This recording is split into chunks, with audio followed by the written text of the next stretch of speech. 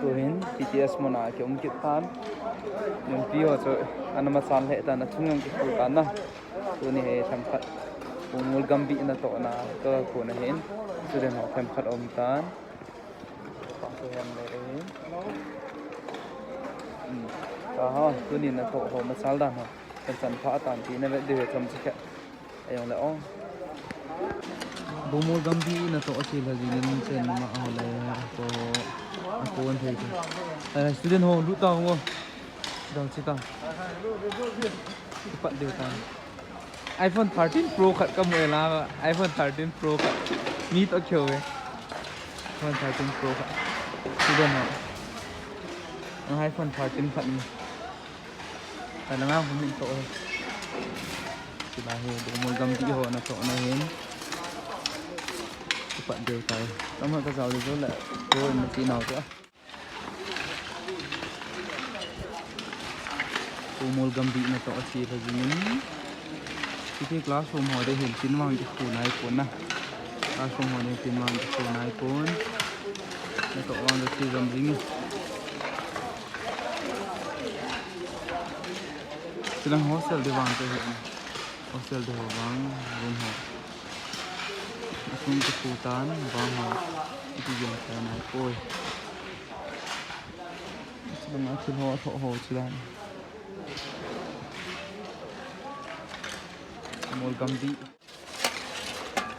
con soi khai hả coi ông nó vỗ đi thật mang còn cho còn coi chúng nó cái nọ cái của ta muộn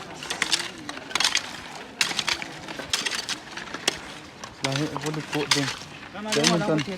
cái mình toàn cột tao vô được cột đi à nè cái mình toàn cột tao vô được cột đi á anh xem ra giờ lại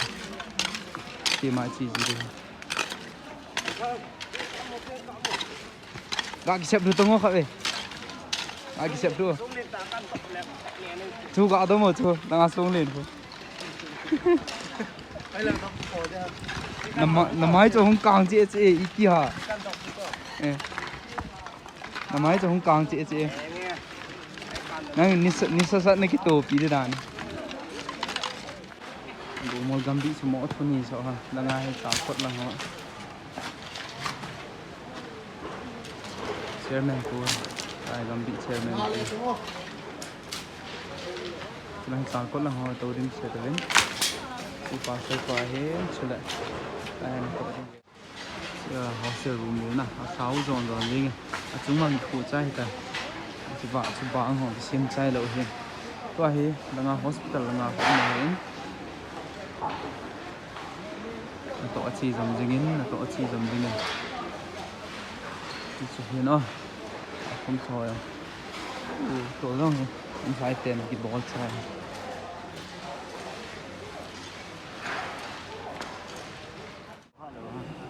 nó nạp à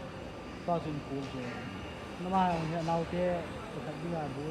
anh ra cái go đến hòn ôi bố lụt chứ sao không đẹp rồi đội nào đang tìm cái khu lâu lại bathroom họ năng lấy thì nông đấy đang tìm cái khu hiện đại nên họ to kitchen đi họ sưu tập đang class hostel đi cái khu trái ta campus tu ni leveling chỉ nó to chỉ làm gì